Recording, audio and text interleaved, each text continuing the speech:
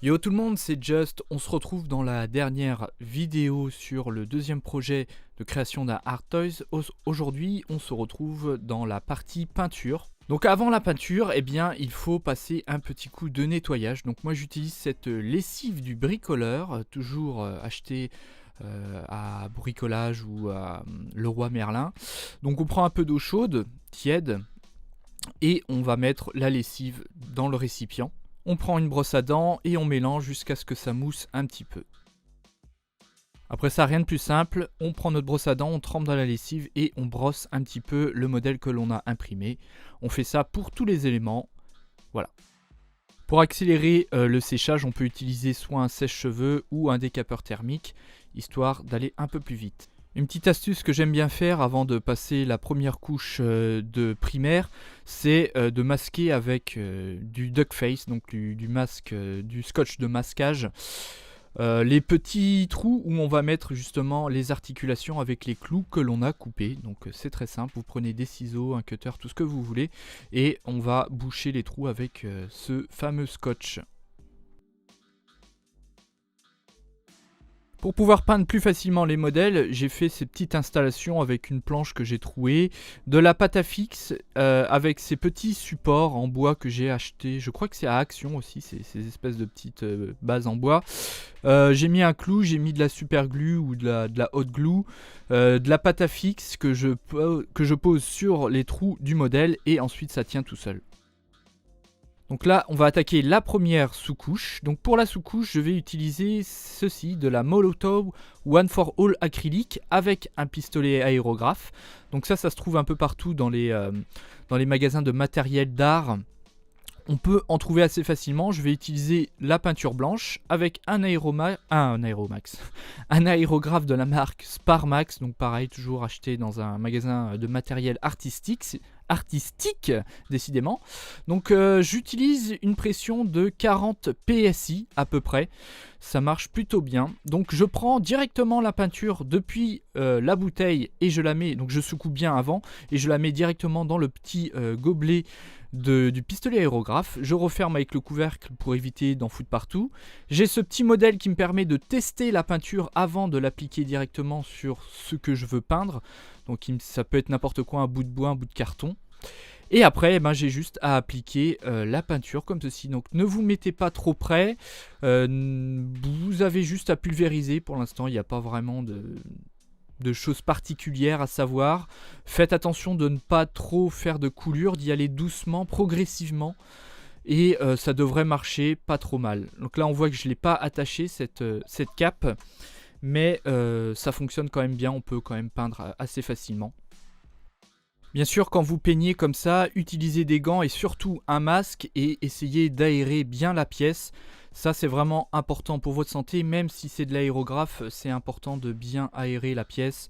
Voilà un petit peu le résultat final. Ne mettez pas trop épais, c'est juste histoire d'accrocher un petit peu la peinture. Voilà.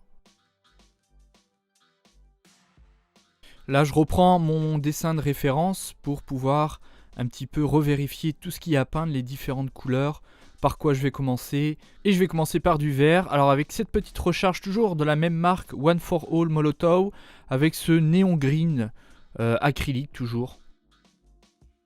Donc c'est une peinture qui est déjà bien diluée, donc j'ai juste à prendre directement sur une petite palette la peinture et à prendre un pinceau. Donc vous prenez n'importe quel type de pinceau, prenez-en un plutôt bon, c'est toujours bien d'avoir un pinceau de bonne qualité pour ce genre d'opération. Et après vous avez juste à appliquer directement la peinture sur le modèle, sur la partie que vous souhaitez peindre de cette couleur.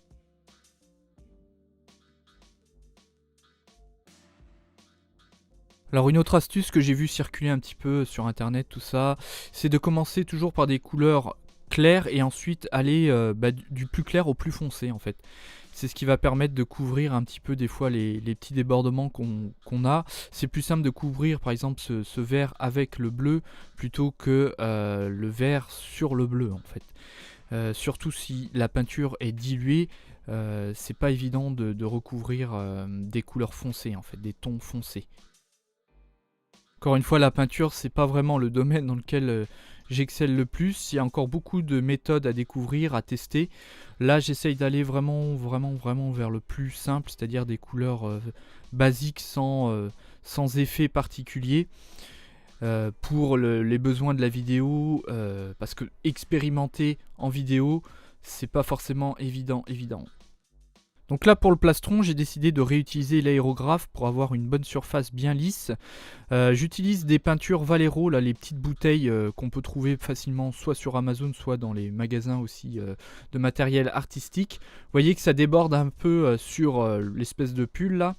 C'est pas grave parce qu'en fait je vais utiliser un violet assez opaque et du coup ce sera très facile de couvrir les petits débordements de cette couleur jaune avec le violet. Comme j'ai dit, plus on part du plus clair au plus foncé, plus c'est simple de recouvrir les débordements faits avec par exemple l'aérographe ou avec le pinceau. Pour l'aérographe, il faut vraiment s'entraîner beaucoup sur des modèles pour arriver à avoir, disons, un flow assez satisfaisant. Il ne faut pas vraiment pousser le petit bouton trop loin en fait. Il faut vraiment y aller doucement, faire plusieurs couches, ça sèche très vite. Donc c'est plus simple de faire des couches successives plutôt que de faire une grosse couche et de risquer des coulures. C'est vraiment ce qu'il y a de plus dangereux. Là on voit que je suis assez près, mais la gâchette en fait je l'ai bloquée pour que ça mette des tout petits coups d'aérographe à la fois, et du coup ça envoie très peu de peinture mais bien vaporisé, et du coup c'est pour ça qu'il n'y a pas de coulure même près en fait du modèle, et c'est ce qui permet d'avoir cette fluidité, cette opacité on va dire dans le rendu final. Pour les peintures Valero qu'on trouve en bouteille, il ne faut pas hésiter à bien diluer la peinture histoire que ce soit bien liquide. Généralement, l'aspect que l'on recherche, c'est souvent un aspect laiteux, comme ils disent, comme on dit sur internet, mais vous pouvez essayer de faire quelque chose d'assez liquide. Ça fonctionne assez bien à 40 PSI, ça marche plutôt très bien et ça couvre bien en fait. Cette peinture couvre vraiment bien. Si vous avez fait une sous-couche blanche par exemple, ça marche très bien.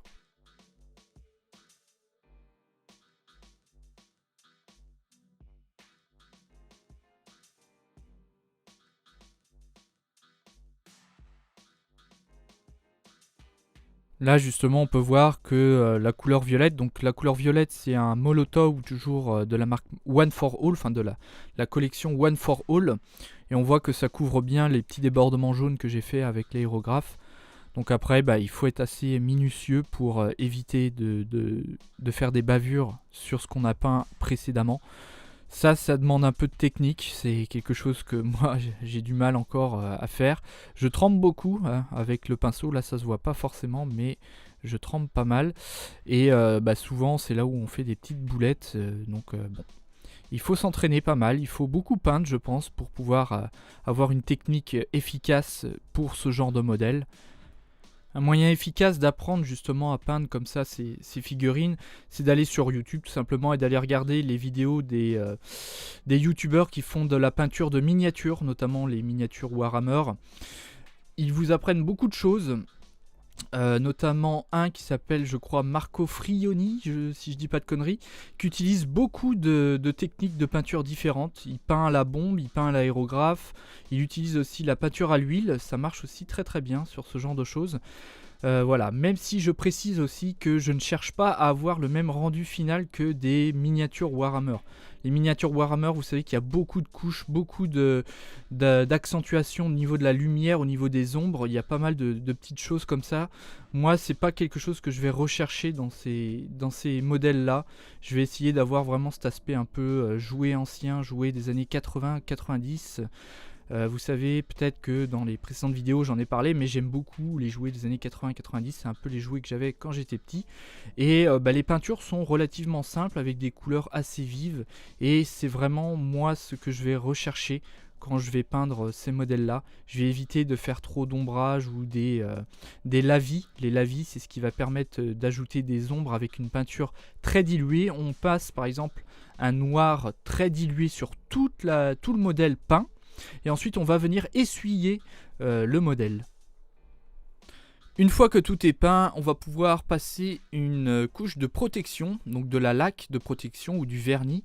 Donc moi j'utilise cette espèce de vernis que j'achète à Leclerc, c'est un vernis voiture. Là on voit que j'ai fait une petite coulure. Donc en bombe, il est plutôt pratique parce qu'il tient bien et surtout il est très brillant. Moi c'est un peu l'effet que je recherche quand je fais ça, c'est cet aspect un peu, on va dire plastique, pour un peu refaire comme les anciens jouets. Et celui-ci, ce vernis là, ce vernis voiture marche plutôt bien. Donc vous avez différents types de vernis, des vernis mat, des vernis brillants. Ça c'est à vous de décider. Donc c'est plutôt simple à faire. On passe des couches successives comme ça. On peut faire 2 couches, 2 passes. Et comme d'habitude, dans ces situations-là, on utilise un masque et on n'hésite pas aussi à bien aérer la pièce.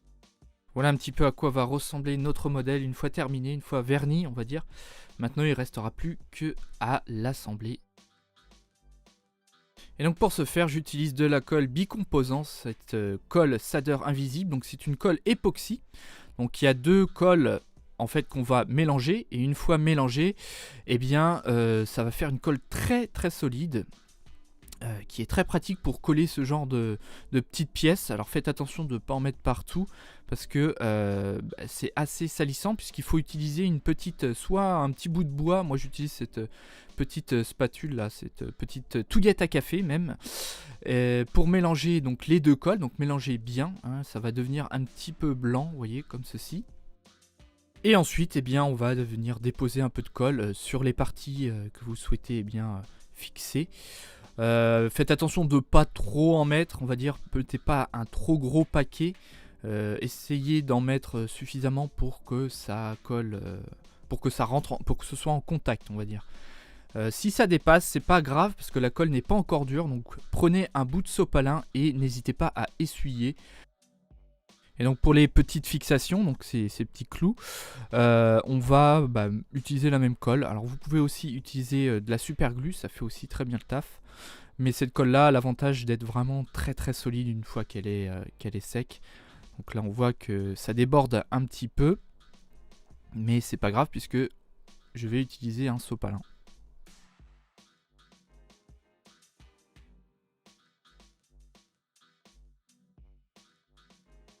Et donc voilà, le personnage est terminé. Donc on voit qu'il est plutôt grand, il est plutôt pas mal, on va dire qu'il y a encore quelques petits défauts de peinture, c'est pas opti. La Lego Mars 2 Pro peut imprimer des grands modèles comme cette cape, hein, que j'ai imprimé d'un seul coup, il n'y a pas eu de montage. Ça a plutôt bien marché et dans l'ensemble je trouve assez correct ce personnage là. Dites-moi dans les commentaires ce que vous en pensez. Si vous avez aussi des questions, n'hésitez pas à me les poser, j'y répondrai. Bon voilà, j'ai fait quelques petites photos dans mon jardin histoire de le mettre un peu mieux en scène. Donc je suis pas un grand photographe, hein, je suis même pas un photographe du tout, mais voilà, j'ai essayé de le mettre un petit peu en scène. Encore une fois, merci d'avoir regardé cette vidéo. Dans le prochain projet, je vous montrerai comment faire des copies d'un modèle comme ça avec un moule en silicone et de la résine polyuréthane. Donc ça c'est plutôt pratique quand on veut reproduire son modèle plusieurs fois et rapidement. Il faut un peu plus de matos que une imprimante 3D cette fois, je vous le cache pas, mais ça peut être intéressant pour vous. Voilà. Merci d'avoir regardé la vidéo, on se retrouve un peu plus tard. Si vous avez aimé cette vidéo, n'hésitez pas à mettre un pouce en l'air, tout ça, des commentaires. Si vous avez des questions, n'hésitez pas, j'y répondrai aussi. Et en attendant, eh bien, je vous dis à plus tard pour d'autres aventures. À plus!